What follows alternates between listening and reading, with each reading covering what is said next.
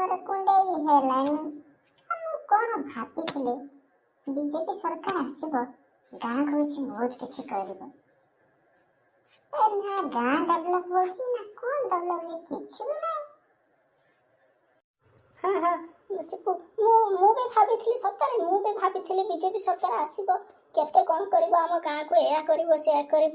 ସେଠି ନଳଟୁଙ୍କ ଇଏ ହେଇକି ରହିଛି, ଠିଆ ହେଇକି ରହିଛି, ସିଏ ବି ଇଏ କରିଦେବ। କିନ୍ତୁ ଗାଁର କିଛି ବି ହଉନି। କ'ଣ ଦେଖିବା, ଆମେ କେତେ ଆମେ ବୁଢ଼ା ହେବା ବୋଧେ ସେ ନଳକୂପଟା ରହିବ, ସେ ପର୍ଯ୍ୟନ୍ତ ପାଣି ଆସିବନି ବୋଧେ। ଆମ ପିଲା ଛୁଆ ଆସିଲେ ବୋଧେ ଗାଧେଇବି। ଆମେ ଭାବିଥିଲେ ଆମେ ଟିକେ ଗାଧେଇବୁ ବୋଲି। ତୁ ବି ଯାହା ଭାବୁଛୁ ନା, ମୁଁ ବି ସେଇଆ ଭାବିଥିଲି। ହେଲା କି, କିନ୍ତୁ ଗାଁ କ'ଣ କରିବ? ଆମେ ଚାଲ ସରପଞ୍ଚ ପାଖକୁ ଯିବା, ଆଜି ଦେଖିବା, ଆଜି କଥା ହେବା, ସେ କ'ଣ କହୁଛି। ଚାଲ ଯିବା, ଯାଇକି ସରପଞ୍ଚ ପାଖକୁ ଯାଇକି ବୁଝିବା ସେ କ'ଣ କହୁଛି। ଯଦି କହିଲା ହଁ ନଳକୂପଟା ବନେଇଦେବ ବୋଲି, ତାହେଲେ ଆମର ତ ଭଲ ହୁଅନ୍ତା। ମୁଁ ଭାବିଥିଲି ମୁଁ ଗାଁକୁ ବହୁତ କିଛି ଡେଭଲପ କରିବି ବୋଲି, କିନ୍ତୁ ଗାଁର ଲୋକମାନେ ତ କ'ଣ କରିବେ, ଇଏ ତ ସୁଧୁରୁ ନାହାନ୍ତି। ତାରି ଉପରେ ଝଗଡ଼ା ଝାଣ୍ଟି ଏମିତି ଚାଲିଲେ ଏ ଗାଁକୁ ମୁଁ କେମିତି ଇଏ କରିବି। ଇଏ ଗଢ଼ିଆ ଆସୁଛି, ରାସ୍ତାଘାଟ ଆସୁଛି, ନଳକୂପ ପାଇଁ ଆସୁଛି, ଏ ଗାଁ ଲୋକ ତ ଶୁଣୁନାହାନ୍ତି। ମୁଁ କ'ଣ କରିବି, ମୁଁ ସେଇ କଥା ଭାବୁଛି, ମୁଁ କାହାକୁ କହିବି। ନମସ୍କାର ସରପଞ୍ଚ ବାବୁ, ନମସ୍କାର। ସରପଞ୍ଚ ବାବୁ ନମସ୍କାର। ହଁ କହିଲ ପିଲାମାନେ, ମୋ ପାଖକୁ କ'ଣ ପାଇଁ ଆସିଥିଲ? କିଛି କଥା ଅଛି ମୋ ପାଖରେ? ଆଜ୍ଞା ସରପଞ୍ଚ ବାବୁ, ଆଜ୍ଞା ବହୁତ କିଛି କଥା ଅଛି, ବହୁତ କିଛି। କ'ଣ ଅଛି କୁହ, ମୁଁ ତମ କଥା ଶୁଣିବି। ସରପଞ୍ଚ ବାବୁ, ଆପଣ ତ ଗାଁକୁ 2 ବର୍ଷ ହେଇଗଲା ଆସିଲେଣି, ଏପର୍ଯ୍ୟନ୍ତ ଗାଁରେ କ'ଣ କରୁଛନ୍ତି?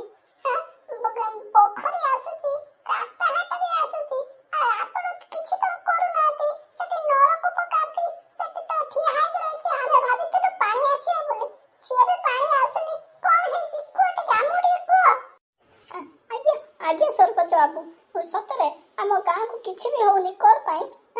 ରାସ୍ତା ବି ଆସିଛି, ରାସ୍ତା ଆସୁଛି, ପୋଖରୀ ବି ଆସୁଛି, ସେଠି ନଳକୂପ ବି ହଉନି, ସେ ଆହୁରି ବହୁତ କିଛି ଆସୁଛି, କ'ଣ ପାଇଁ ହଉନାହିଁ? ଆମକୁ ଟିକେ ବୁଝେଇ କହିଲ।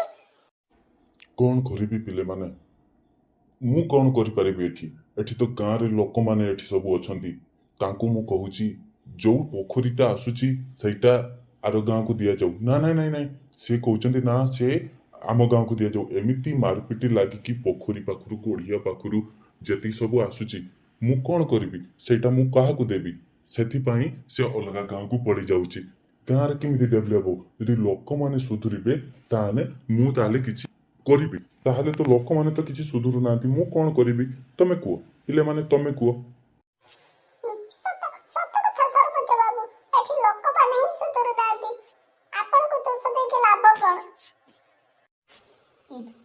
କହିଲ ସରପଞ୍ଚ ବାବୁ, ଲୋକମାନେ କେମିତି ସୁଧୁରିବେ?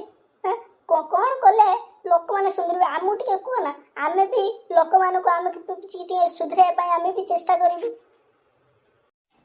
ଲୋକମାନଙ୍କୁ ସୁଧରିବା ପାଇଁ ଗୋଟିଏ ବାଟ, ସେ ହେଉଛି ତାଙ୍କ ମନରେ ଯୋଉ ହିଂସା ଆଉ ଯୋଉ ରାଗ, ଯୋଉଟା ଏ ସବୁ କଣ୍ଟ୍ରୋଲ କରିବା ପାଇଁ ପଡ଼ିବ। ତାହେଲେ ଲୋକମାନେ ସୁଧରିବେ। ସିଏ ତାଙ୍କ ଭିତରେ ବାଡ଼ପିଟି ହଉଛନ୍ତି, ରାଗ ହିଂସା ଏମିତି ରଖିଲେ କିଛି ବି ଆମ ଗାଁ କିଛି ବି ଡେଭଲପ ହବନି। ମୁଁ ଆଗକୁ ବହୁତ କିଛି କରିବି, ମତେ ସମୟ ଦିଅ, ମୁଁ ଆଗକୁ ବହୁତ କିଛି କରିବି।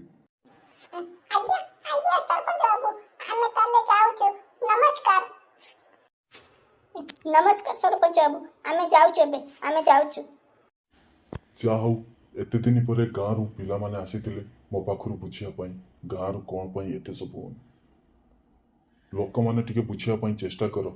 ତମରି ପିଲାମାନେ ଆସିଛନ୍ତି ମତେ ଇଏ କରିବା ପାଇଁ, ଯାହା ନା କାହିଁ ଆମ ଗାଁର କିଛି କରିବା ପାଇଁ। ଲୋକମାନେ ଟିକେ ସୁଧୁରି ଯାଅ, ଝଗଡ଼ା ଝାଣ୍ଟି ତମ ଭିତରେ ବାଡ଼ପିଟି ଲାଗନି। ମୁଁ ଗାଁକୁ ପୁରା ସହର କରିଦେବି। ମତେ କିଛି ସମୟ ଦିଅ, ମୁଁ ସବୁ କିଛି ଠିକ୍ କରିଦେବି।